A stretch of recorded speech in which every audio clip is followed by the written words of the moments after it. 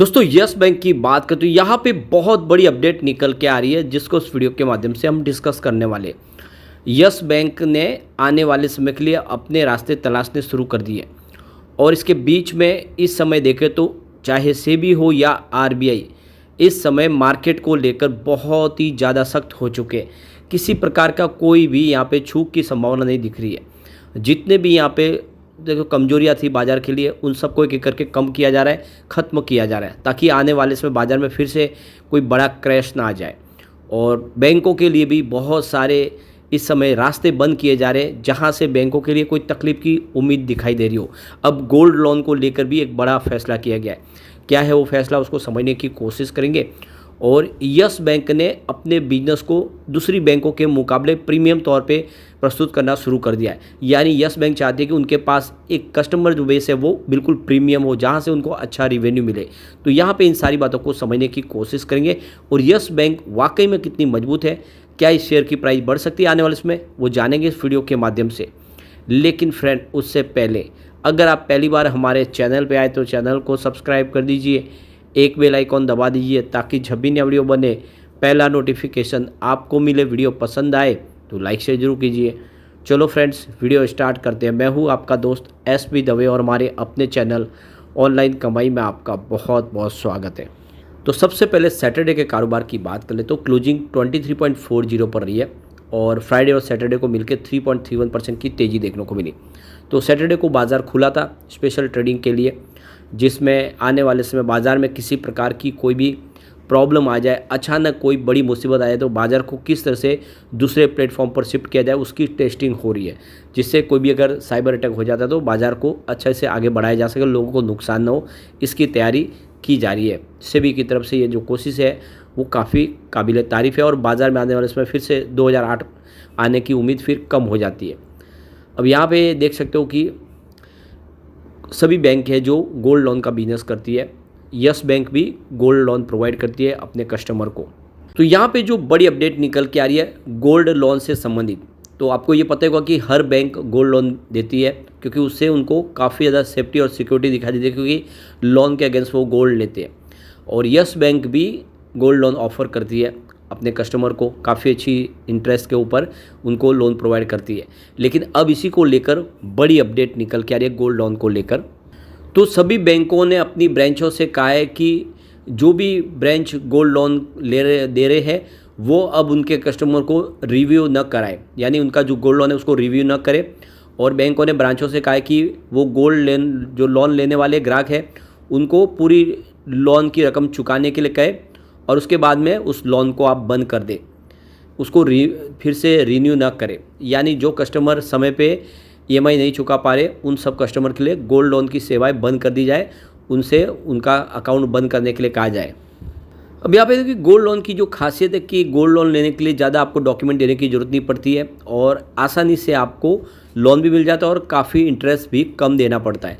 और इसी वजह लोग हैं जो ज़्यादा करके लोन गोल्ड के रूप में गोल्ड अपना गिरवी रख के लेना पसंद करते हैं।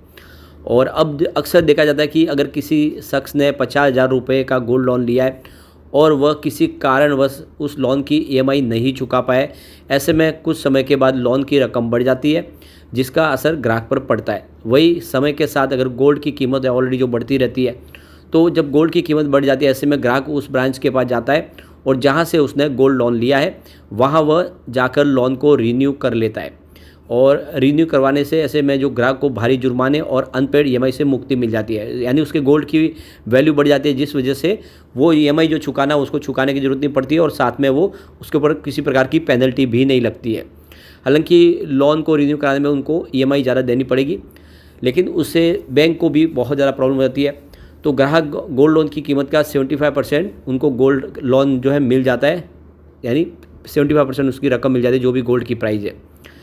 तो अब जो द हिंदू में जो खबर छपी उसके मुताबिक बैंकों ने ब्रांचों से कहा कि जो ग्राहक लोन की ईएमआई नहीं दे पा रहे हैं उनके गोल्ड लोन को रिन्यू न किया जाए और ब्रांच ग्राहक से कहे कि वह लोन की रकम चुकाए और इसे बंद कर दे। हालांकि ग्राहक लोन अकाउंट को बंद करने के बाद फिर से नया लोन ले सकते हैं और नई शुरुआत कर सकते हैं, लेकिन पुराना अकाउंट उनको बंद करना होगा। तो आप देख सकते हो कि जिस तरह से बैंकों में धीरे धीरे जो हेर फेर थे उसके सारे रास्ते बंद किए जा रहे और बैंकों का बिजनेस पूरी तरह से पारदर्शी तरीके से करने की कोशिश की जा रही है और ये पहल अच्छी है एक तरह से देखें बैंकों की सेहत के लिए। अब एक बड़ी अपडेट और निकल के आ रही है म्यूचुअल फंड के बिजनेस को लेकर। तो सेबी ने अब नया रूल्स बनाया कि अगर आप म्यूचुअल फंड में इन्वेस्टमेंट करना चाहते हैं तो अब आपके पास आधार कार्ड और पैन कार्ड लिंक करने की ज़रूरत नहीं है और आप एक कोई भी डॉक्यूमेंट देकर भी अपना म्यूचुअल फंड के बिजनेस में इन्वेस्टमेंट कर सकते हैं। इसके लिए पहले पैन कार्ड और आधार कार्ड के लिंक की ज़रूरत थी। तो 14 मई को जो सेबी की तरफ से नया जो सर्कुलर जारी किया उसमें म्यूचुअल फंड के बिजनेस के लिए आधार कार्ड और पैन कार्ड को लिंक करने की जो आवश्यकता थी उसको बंद कर दिया, जो फिलहाल स्टॉक मार्केट में ज़रूरी है। तो जो पुराना रूल्स था उसके हिसाब से 1 अप्रैल के बाद अगर आप देखें तो आधार कार्ड और पैन कार्ड अगर लिंक नहीं है, उसके माध्यम से उसका KYC वेरिफिकेशन नहीं किया हुआ है, तो म्यूचुअल फंड की रकम को विड्रॉ नहीं कर पा रहे थे। लेकिन अब इसी को बदल दिया है सेबी ने और अब आप देख दो कि इसके लिए कोई भी एक डॉक्यूमेंट के माध्यम से आप अपनी फॉर्मेलिटीज़ को पूरा कर सकते हैं, चाहे आपके पास आधार कार्ड हो, पैन कार्ड हो, वोटर ID हो, पासपोर्ट हो या ड्राइविंग लाइसेंस, एक कोई भी डॉक्यूमेंट होगा तो उसके माध्यम से आप म्यूचुअल फंड में निवेश भी कर पाएंगे और अपना इन्वेस्टमेंट अगर है म्यूचुअल फंड तो उसको विड्रॉ भी कर पाएंगे। तो काफ़ी बड़ी राहत दे दी है म्यूचुअल फंड के बिजनेस में जो भी निवेश करते हैं उनके लिए यहाँ पे सेबी की तरफ से। अब यहाँ पे देख दो कि यस बैंक ने अपने बिजनेस के लिए अपना एक गोल सेट कर दिया है। उन्होंने अपनी कैटेगरी को एक तरह से प्रीमियम रेंज में लाने की शुरुआत कर दी है। वो चाहते हैं कि यस बैंक एक प्रीमियम बैंक कही जाए और इसीलिए वो इसी तरह के अब प्रोडक्ट बाज़ार में लाने शुरू कर दिए, जिससे जो एक अपर क्लास है वो यस बैंक में कारोबार शुरू करे और वहाँ पे अकाउंट खुलवाए ताकि उनको भी एक प्रीमियम एहसास हो। और इसी को लेकर यस बैंक ने यस ग्रैंडियर जो है नई सर्विस शुरू की है।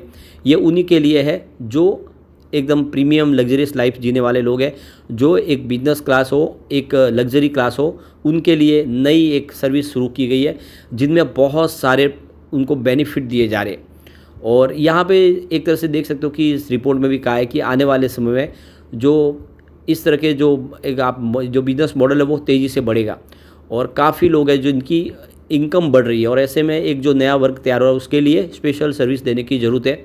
और आने वाले समय अगर आप देखें तो 2046-47 तक के लिए जो भारतीय मध्यम वर्ग लगभग दुगना होकर 61% हो जाएगा, यानी उनकी आय बढ़ती होगी दिखेगी और एक middle class upper high income class बन जाएगा। ऐसे में अगर आप देखें तो उनके लिए जो प्रोडक्ट है वो यहाँ पे यस बैंक ने शुरू कर दिए। उनको बहुत सारा बेनिफिट देने वाले इस नई सर्विस के माध्यम से। तो इसके लिए कुछ यहाँ पे लिमिटेशन भी रखे गए, जैसे कि 5 लाख एवरेज मंथली बैलेंस होना चाहिए या फिर 20 लाख रुपए के ऊपर नेट रिलेशनशिप वैल्यू होनी चाहिए, वही एलिजिबल है इसके लिए, इस नए यस ग्रैंडियर बिजनेस के लिए।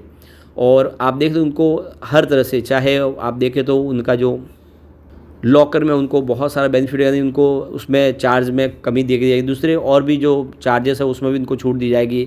वो साथ में सेविंग अकाउंट खोल सकते हैं, डीमेट अकाउंट, ट्रेडिंग अकाउंट, उनमें भी उनको बहुत सारा बेनिफिट दिया जाएगा। इसके अलावा एयरपोर्ट के ऊपर उनको लाउंज बिल्कुल फ्री में मिल जाएगा। इसके अलावा बहुत सारी जहाँ पे वो कहीं भी होटल में फिल्म के टिकट के लिए या फिर कोई ख़रीदारी कर रहे और जो 5 स्टार होटल्स है वहाँ पर भी उनको बहुत सारा बेनिफिट दिया जाएगा। इसके अलावा देखें तो आप डिज्नी, हॉटस्टार, सोनी लिव जैसे जो प्लेटफॉर्म है जिसके लिए चार्ज पे करना है वो भी फ्री में मिलने वाले।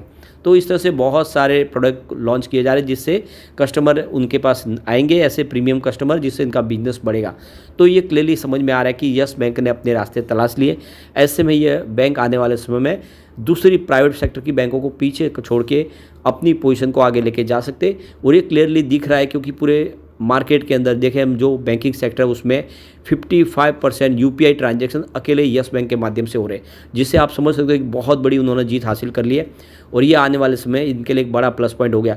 ऐसे में जो भी लॉन्ग टर्म इन्वेस्टर उनके लिए बहुत अच्छा मौका है। लेकिन फ्रेंड, कोई भी इन्वेस्टमेंट करने से पहले अपने फाइनेंशियल एडवाइस बड़े ले ले या अपना खुद का रिसर्च करें, क्योंकि मैंने वीडियो आपके एजुकेशनल पर्पज़ के लिए ही बनाया। वीडियो पसंद आए तो लाइक से जरूर कीजिए और चैनल को सब्सक्राइब कर दीजिए। Thank you friends.